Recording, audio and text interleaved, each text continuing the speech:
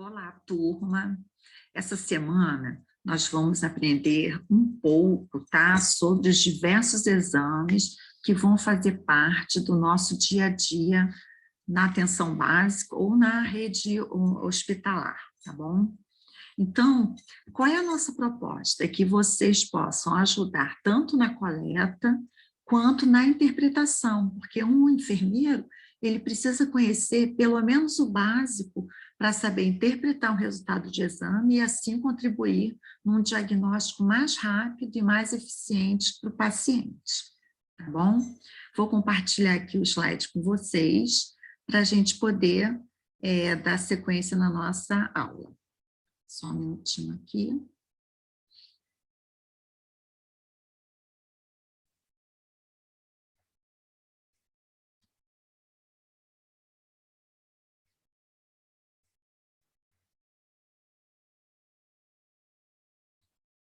Isso. Bom, então, vamos dar sequência aqui, tá? Primeiramente, a gente vai entender um pouquinho, tá, desse universo colorido, tá, de tubos e cores. Então, a gente sabe que são vários tubos, tá? Cada tubo, tá, vai estar relacionado a um tipo específico de exame.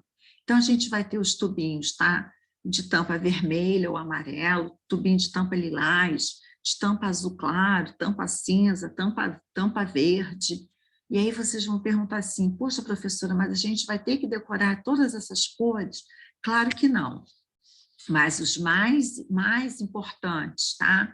A gente vai precisar saber tanto da cor quanto da indicação. Então, o tubinho vermelho, tá? Que tem aquela tampinha vermelha, ou amarelo, serve para a mesma coisa. É um tubo que não tem anticoagulante, tá? E a maioria dos exames, e neles são feitos a maioria dos exames de bioquímica e de sorologia, tá? Esses tubinhos, eles podem ser com gel ou sem gel. Dependendo de onde nós vamos estar atuando, tá? Na instituição que a gente vai estar, a gente pode ter o com gel ou sem gel. Sem gel, tá? Ele tem um custo menor, e com gel já é um custo maior. Então, tudo que a gente precisar, tá? De bioquímica, se for uma ureia, creatinina, sódio, potássio, marcadores hepáticos, marcadores de algum tipo de vírus, tudo vai ser realizado nesse tubinho de tampa vermelha. O segundo tubo que é importante para a gente é o tubinho lilás, tá? Que tem a tampinha lilás, onde a gente vai fazer todos os exames hematológicos e a tipagem sanguínea. Esse tubinho, tá? Ele tem um agentezinho lá dentro, tá? Que é o EDTA, é um anticoagulante. Tá? Então, ele é diferente da tampa vermelha, que não tem nenhum anticoagulante. Tá? No tampa vermelha, como ele não tem anticoagulante, o que vai acontecer?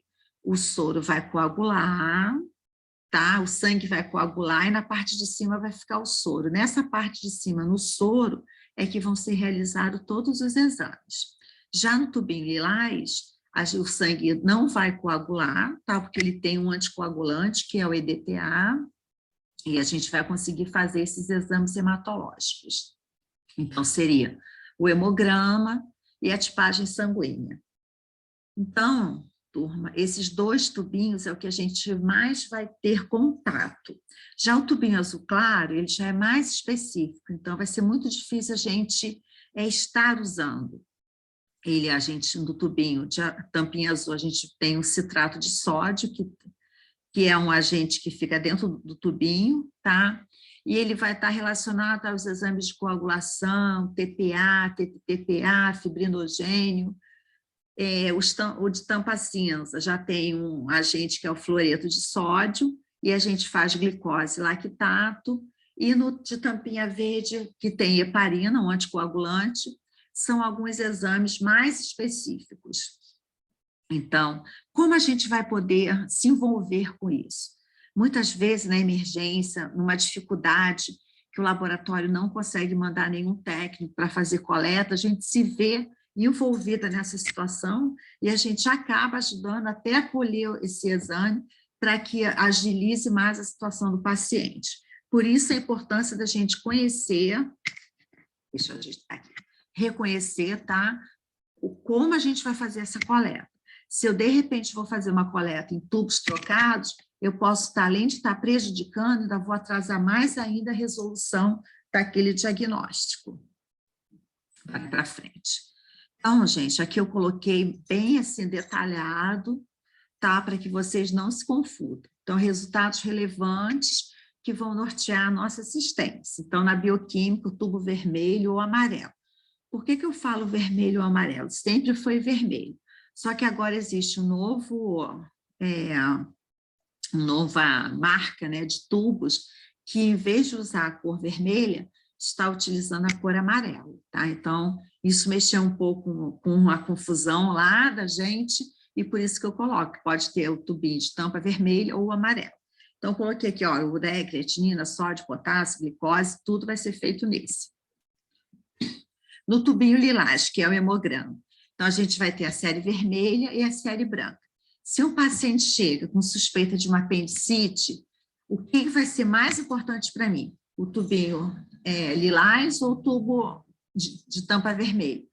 Se eu estou buscando a confirmação de uma infecção, eu vou precisar procurar como que está o nível de leucócitos. Então, para mim, nesse momento, mais importante vai ser o hemograma. Então, eu vou precisar do tubinho de tampa lilás. E assim sucessivamente dentro das suas especificidades. Aqui a gente tem o coagulograma, que é aquele exame que eu falei. Todo paciente só pode realizar uma cirurgia se tiver feito o exame de coagulograma e esse resultado estiver compatível, estiver ok com a indicação cirúrgica dele. Porque se a gente tem um paciente que tem algum comprometimento, alguma anormalidade nesse coagulograma, se o paciente não está coagulando em tempo correto, ele não vai poder fazer cirurgia nesse momento. Tá? Então, o coagulograma, ele vai detectar alguma deficiência plaquetária, defeitos vasculares, e muitas vezes é nesse exame que a gente descobre, né, ser portador de alguma doença relacionada ao fator de coagulação, que muitas vezes a gente nem sabia que tinha, tá? E quando a gente vai fazer esse exame, a gente descobre isso.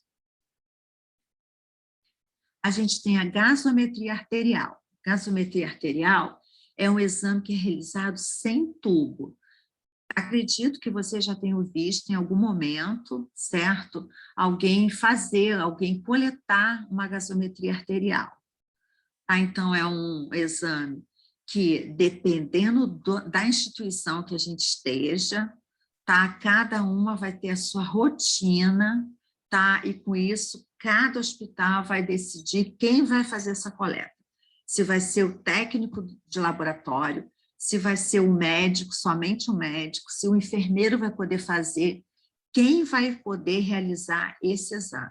Então, tenham muito cuidado, porque às vezes a gente está num hospital que o enfermeiro pode colher uma gasometria, e daí a gente vai para outro hospital onde o enfermeiro não pode colher essa gasometria, ok? A gasometria é um exame imprescindível principalmente para os pacientes que têm alguma doença respiratória, para pacientes nas unidades intensivas e semi-intensivas, em todos os pacientes que são dependentes de ventilação mecânica, porque a gente precisa estar avaliando como está a resposta desse paciente aos gases sanguíneos, tá?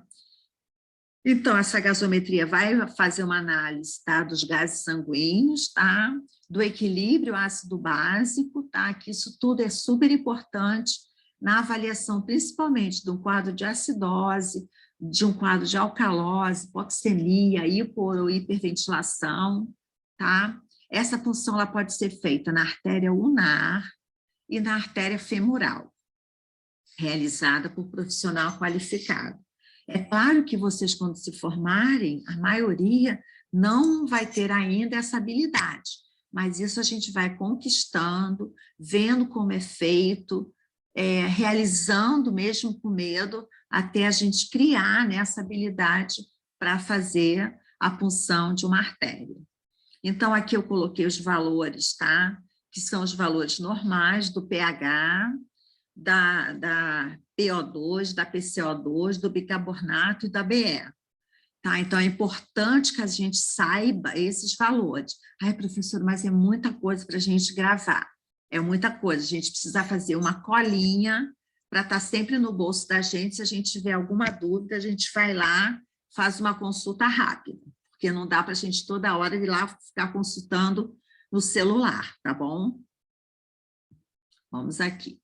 Nós temos também o líquor, tá?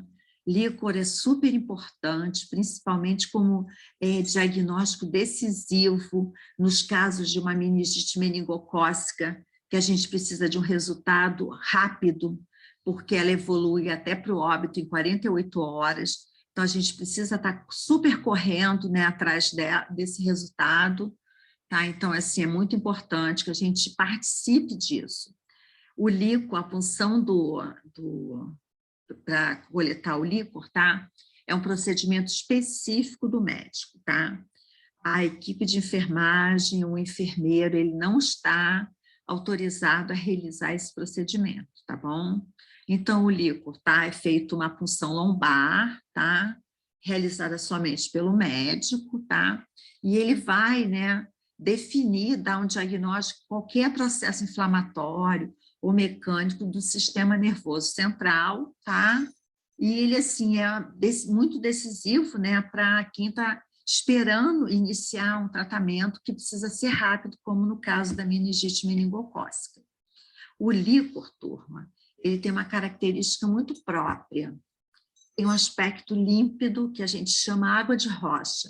Parece aquela água que cai da cachoeira, que cai de uma mina, super translúcida, límpida.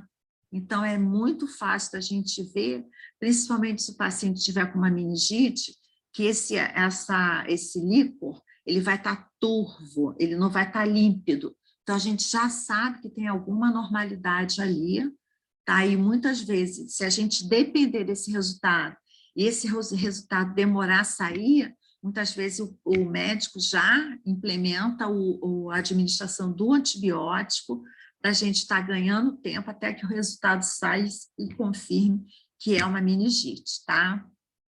Então, esse aspecto incolor e límpido, ele é muito característico. No momento, logo que a gente faz a coleta, a gente já olha para a gente já saber, a gente ter uma pré-definição, porque muitas vezes esse resultado, às vezes, demora um pouco a sair.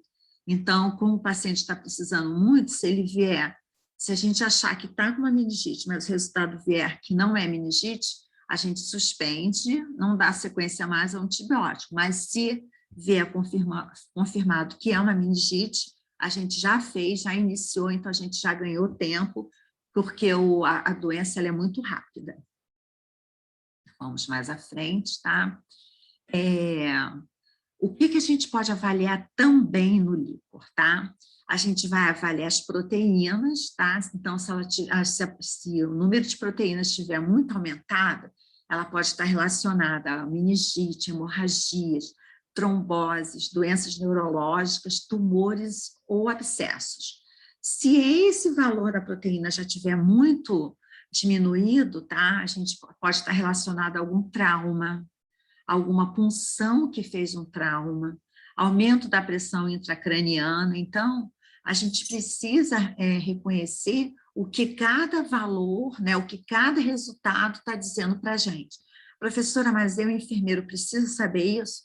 Claro que não, porque a definição do diagnóstico, nesse caso, é uma definição de um diagnóstico médico, mas é muito importante que nós saibamos, tá, que existe toda essa característica que vai definir um diagnóstico. E muitas vezes também é importante para o setor que a gente trabalha. Eu trabalho onde? Numa unidade de paciente neurológico, eu trabalho numa emergência. Então, muitas vezes a gente precisa, sim, conhecer bem o que o exame de líquor vai dizer para a gente. Aqui eu estou trazendo uma imagem, né, de como é feita a punção lombar, tá? Daquele mesmo jeito que faz a peridural, a RAC, tá? Fica naquela posição. O ideal é ficar na posição de decúbito lateral, que é mais fácil, mas se o paciente tiver muita dificuldade, ou mesmo o profissional médico que vai realizar o procedimento, ele pode sentar o paciente, que também consegue fazer essa coleta, tá? Então, a gente fica a agulhinha ali introduzida, na imagem do meio a gente está vendo, e a gente vai encostar o tubinho estéreo e vai deixar o líquor gotejar, né, cair livremente, espontaneamente, sem que a gente faça nenhum esforço, tá? Vai caindo dentro do frasquinho até a gente ter uma quantidade suficiente. Depois a gente vai fechar esse frasco e imediatamente encaminhar para o laboratório. Esse exame não pode ficar no posto de enfermagem, turma, ele precisa ser enviado para o laboratório urgentemente, porque as células elas vão morrendo. Então, é necessário que esse exame seja feito imediatamente. Aqui eu trouxe outros exames, tá? Então, a gente tem o ácido úrico, tá? Que é feito também no tubinho vermelho ou amarelo, e aí a gente, com a avaliação do ácido úrico, a gente pode ter um diagnóstico de gota, de insuficiência renal, calculose, linfomas, mielomas, diabetes, obesidade. Então, tudo isso pode estar aparecendo num simples exame de avaliação de ácido úrico. A gente tem o TGP, tá? Que é primo do TGA, tá? Que são todos os marcadores hepáticos, tá? Então, a gente tem todas as doenças hepáticas aqui listadas, tá? Bem como, tá? No TGO, tá? Nas transaminases oxalacética, também feita no tubinho vermelho, tá?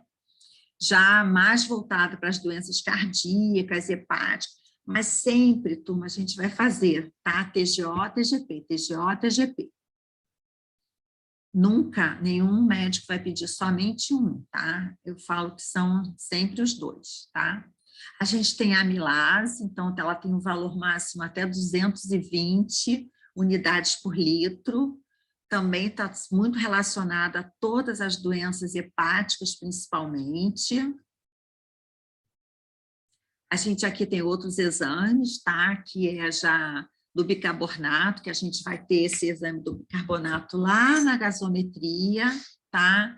Então, aqui, olha, tanto se o bicarbonato estiver muito baixo, o paciente pode estar com quadro de alcalose metabólica ou de acidose respiratória. Se esse bicarbonato estiver muito alto, o paciente pode estar com um quadro de alcalose respiratória e acidose metabólica. É confuso, né? Mas depois que a gente está ali interagindo com essa terminologia, que a gente vai ver esse paciente, essa situação todos os dias, então a gente pega o jeito rapidinho, tá, turma? Então, se esse paciente está com uma deficiência de bicarbonato, eu vou fazer mais bicarbonato. Se eu estou com excesso de bicarbonato, eu vou entrar com medicação específica para reduzir esse bicarbonato. Aqui outros exames, tem o cálcio também, que ele é super importante nas doenças ósseas, mas não só nas doenças ósseas, também nas doenças nefrológicas, neoplásicas. Então, na mesma coisa do bicarbonato, cálcio alto, eu vou ter determinadas doenças, cálcio baixo, eu vou ter outras doenças. Tá? Aqui outros exames, urina, o exame mais simples de urina, que é o EAS, ele traz muita informação para a gente. Às vezes as pessoas falam, mas eu vou fazer só o EAS, e acha que a urinocultura é muito mais válida. Gente, urinocultura só vai ser válido se o paciente tiver com alguma infecção urinária. Se ele não tiver, a urinocultura não vai ter nenhuma ação, não vai trazer para a gente nenhuma informação maior do que um EAS, ok? É um exame mais utilizado, mas ele é super importante, porque ele vai avaliar as principais funções metabólicas do organismo, doenças renais, infecções, tudo. Porque já no EAS a gente vai ver que tem lá número de piócitos, tá? Bastante elevado. E isso já está querendo dizer que o paciente tem uma infecção. Então, aí sim a gente, se quiser, tá? Se for de indicação, a gente vai solicitar uma urinocultura, tá? Para que a gente identifique quem é o agente, quem é o micro-organismo, e aí sim a gente possa tratar aquela infecção de acordo com o agente que está agindo ali, ok? Mas a gente não deve nunca menosprezar o EAS, tá bom? Então, aqui, mostrando um pouquinho da urina, né? Ela deve ser transparente, de coloração amarela normal, se ela está com aquele amarelão muito forte, se ela está com uma cor já meio amarronzada, alguma coisa está acontecendo. Se ela está vermelha, ela com certeza está com algum sangramento, tá? A densidade vai de 1015 a 1025. As proteínas, tá? Ela é o primeiro indicador de doença renal. A gente sabe que o paciente que tem uma doença renal vai ter a proteína bastante elevada. Se tiver leucócitos também aumentado, tá? Isso vai mostrar uma piúria, como eu já falei, tá? E se tiver hemácias também, da mesma forma, se a gente tem hemácias, essa urina vai estar bastante avermelhada, tá? Então, pode indicar que está com alguma doença renal. Aqui a gente tem a hemocultura. A hemocultura é bem diferente de urinocultura. A hemocultura é uma cultura que é feita no sangue, tá? Então, é um exame realizado quando a gente está com suspeita de alguma infecção no sangue. Uma bacteremia, uma sepsemia, que já tem um quadro bem definido, com febre, calafrio, pH baixa, tá? Então, a gente já sabe que isso aí é um sinal bem característico, tá? De uma infecção no sangue, tá? Então, a hemocultura vai ajudar a identificar qual é a origem dessa infecção, tá? E os resultados também, tá? Vão determinar qual o tipo de antibiótico mais apropriado para essa questão, para esse tratamento, ok? Mostrando aqui para vocês que a hemocultura, ela é feita, tá? A gente vai precisar utilizar essas garrafinhas, que é o frasquinho, tá? Que parece uma garrafinha. Para cada aparelho, gente, vai ter uma garrafinha específica. Então, o que isso significa? Que se eu tenho um aparelho a minha garrafinha, o frasco vai ter que ser do aparelho A. Ah, se eu tenho outra garrafinha, tá, que é do aparelho B, essa garrafinha não vai poder ser usada no outro aparelho que é o A.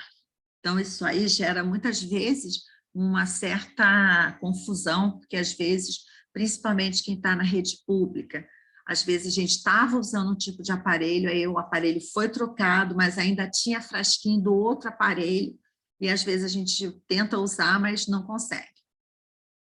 Como é que é feito esse exame, turma? A gente vai coletar o sangue, tá? De uma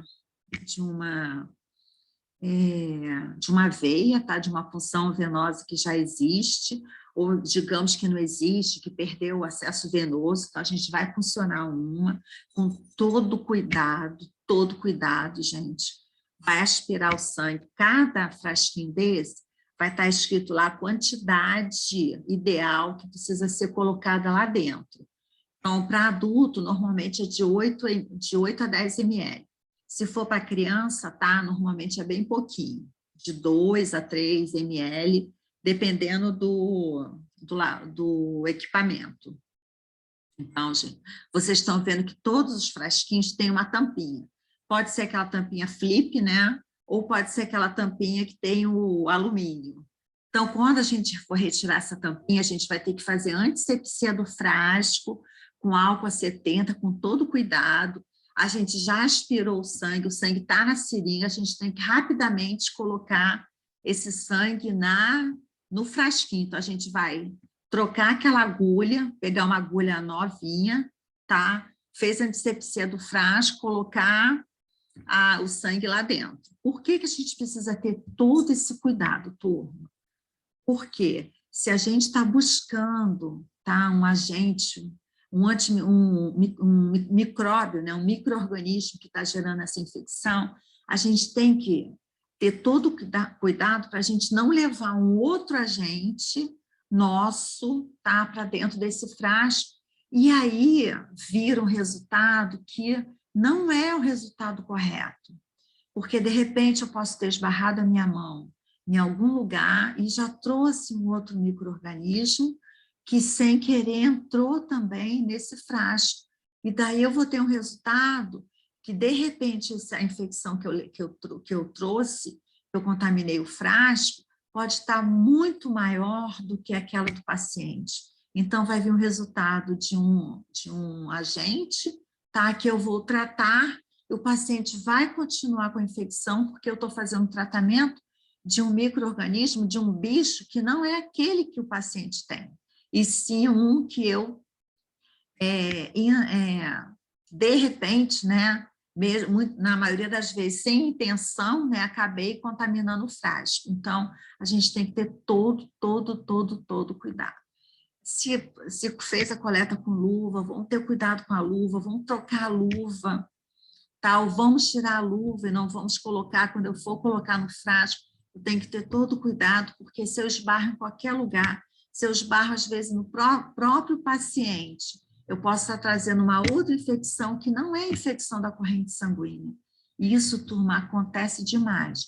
Esse exame é um exame caro, cada frasquinho desse tem um valor alto, e o que a gente espera desse exame, tá? Que nos traga um resultado, né, realmente verdadeiro, para que a gente possa tratar o agente infeccioso e aí sim ter uma resposta positiva. Então, todo cuidado é pouco, é fazer com a máxima atenção.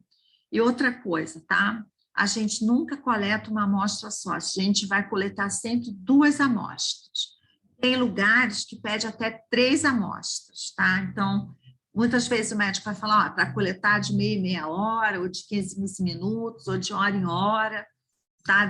Dependendo da rotina de cada hospital, tá? Normalmente está descrito no POP, né? Naquele procedimento operacional padrão, como que vai ser feita a coleta da hemocultura, tá? Então, se vai ser 2 amostras ou 3 amostras, exatamente para estar comparando. Então, nas 2 amostras, vai precisar crescer o mesmo micro-organismo. Bastante atenção também, hoje já vem uma etiqueta de identificação toda com código de barra, que ela é autocolante, então a gente vai colar uma daquela etiqueta no pedido de exame, outra vai ficar colada no frasco, outra vai ficar colada no prontuário do paciente, também com o mesmo objetivo de não ter nenhuma dúvida, caso venha acontecer uma diferença no resultado, tá, turma? Então, todos se esmeram para que não haja nenhum erro, tanto o laboratório que produz o frasco, tá? Quanto a gente na execução, na coleta, na colocação do sangue dentro do frasco, na identificação desses frascos, utilizando todas as etiquetas certinhas, para que realmente não aconteça nenhum incidente, não é verdade? Porque a gente pode, muitas vezes, estar correndo contra o tempo, o paciente está precisando muito, se ele está no quadro séptico, ele está precisando que a gente combata logo esse micro-organismo e a gente pode estar combatendo o micro-organismo errado. Ok? Vamos ver mais um pouquinho aqui, acho que a gente já está no fim. Na insuficiência renal crônica, tá? É preciso que a gente avalie bem os resultados, tá? Então, para quem for trabalhar em centro de diálise, quem for trabalhar com doença renal, vai ter que ter uma noção um pouco maior, vai ter que saber os valores normais, principalmente de ureia, creatinina, sódio, potássio, cálcio, hematócrito, que o paciente renal ele tem um hematócrito baixo, hemoglobina, plaquetas, então tudo isso é importante que a gente saiba. Eu coloquei aqui no potássio, tá? Que é importante para a gente, que o valor normal é de 3,5 a 5, tá? E acima de 7, tá? O paciente já está em risco de vida, tá? Porque ele pode fazer uma parada cardíaca, tá? Cardiorrespiratória seguida de óbito. Tá? O potássio muito elevado leva ao rompimento das fibras cardíacas e o paciente faz uma parada cardiorrespiratória. Então, se a gente está com o paciente, quando a gente abre o resultado do exame, tá? E a gente vê que o paciente está, poxa, com 6,8, com 6,5 até com 7 às vezes, o paciente pode sobreviver com 7, a gente precisa logo acionar todo mundo que esse paciente está precisando de fazer uma hemodiálise urgente, urgente, super urgente, para que esse potássio diminua um pouco, ok, turma? Ah, professor, mas aí, de repente, ali não tem ali não faz hemodiálise, tem que levar para outro lugar. A gente pode estar fazendo um medicamento que é um pozinho, que é o Sorcal, tá? Aquele que a gente pode estar dando para o paciente enquanto todo esse procedimento está sendo feito para que ele chegue logo no centro de diálise para fazer a hemodiálise, ok? Não tem como a gente baixar muito esse potássio sem ele dialisar. A gente tenta, mas não é uma redução muito significativa. A gente consegue reduzir na forma que ele não aumente mais, mas reduzir satisfatoriamente só com a hemodiálise. Aqui na insuficiência respiratória aguda, que são aqueles pacientes que já estão no CTI ou que estão indo para o CTI, porque muitas vezes a gente ainda está com esse paciente na enfermaria, né, rezando, pedindo pelo amor de Deus uma vaga no CTI, tá? E a gente às vezes não consegue, tá? Então a gente precisa estar analisando a gasometria arterial, né, buscando qual o quadro que ele está, se ele está acidótico, se ele está com alcalose, tá? Sinais de infecção através do hemograma, então a gente buscando isso também, se ele está com alguma infecção, tá? Buscando também a urina, buscando a bioquímica, a gente vai precisar de juntar todos esses exames, tá? Para a gente ver como é que está esse quadro desse paciente, e o que a gente vai precisar fazer de mais urgente, tá? Para melhorar a situação desse paciente, tá? Então, aqui a gente está finalizando, e como eu sempre converso com todo mundo, né, na área da saúde, todos nós, profissionais, temos que ter um conhecimento, por menor que seja, tá, turma? Deixa eu interromper aqui um pouquinho, tá?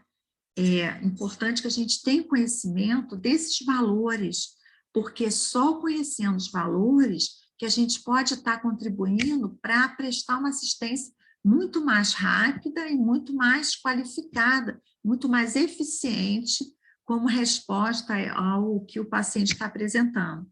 Se a gente não tem essa preocupação, quantas vezes esse médico, o paciente chega, ele solicita exame, ele não tem essa preocupação de buscar o resultado. Então, do que adiantou toda essa pressa se a gente não vai correr atrás desse resultado? Então, é importante a gente estar ali cobrando, resultado ainda não chegou, vou lá no laboratório, vou ver o que está acontecendo. Eu também tenho que ter esse comprometimento. Se o paciente está evoluindo, está piorando, e eu não estou correndo atrás desse resultado, descaracteriza o porquê da gente pedir o resultado com tanta urgência. Às vezes a gente mobiliza todo mundo por causa de um exame, e na verdade ninguém vai buscar o resultado. Então, a gente tem que também mudar essa forma de agir dos profissionais. Se a gente está pedindo um exame, é porque a gente está precisando avaliar esse resultado para a gente dar início, tá? Ou continuidade a um tratamento super eficiente para esse paciente. Então, não entrem nessa de, porque o médico é que faz o pedido de exame. Nós somos uma equipe multidisciplinar, multiprofissional.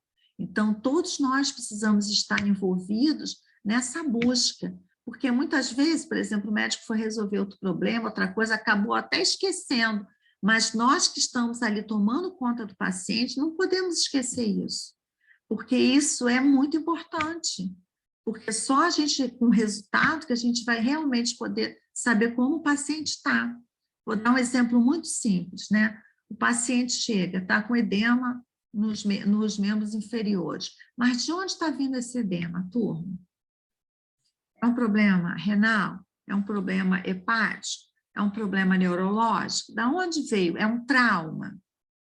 Então, a gente precisa saber, né, aonde está o defeito para a gente realmente cuidar adequadamente. Eu não posso ficar só achando que é isso ou aquilo. Eu posso achar, mas eu preciso, tá, me respaldar e o resultado do exame vai me direcionar para isso. Então, não esqueçam, gente, o quanto a nossa participação é importante, tá? E vai ter exames que a gente não conhece, não é vergonha nenhuma a gente procurar saber o que é, a gente perguntar para o médico que exame é esse, para a gente também ter esse conhecimento e assim a gente possa também ajudar a todo mundo que chegue para a gente, ok? Então, era isso que eu tinha para mostrar para vocês, tá? E mostrar que em todo espaço hospitalar a gente pode estar envolvida, tanto desde lá da primeira fase, né, quando o paciente vai precisar acolher o exame, que pode acontecer várias situações, quem já trabalha sabe que muitas vezes acaba sendo o técnico de enfermagem que faz a coleta, ou mesmo o enfermeiro, até a gente estar analisando, tá, aquele resultado. Então, todos nós devemos estar preparados para cada fase desses momentos, né, que a gente pode estar participando. Ok, turma? Então, boa semana para vocês, tá? E até a nossa próxima aula.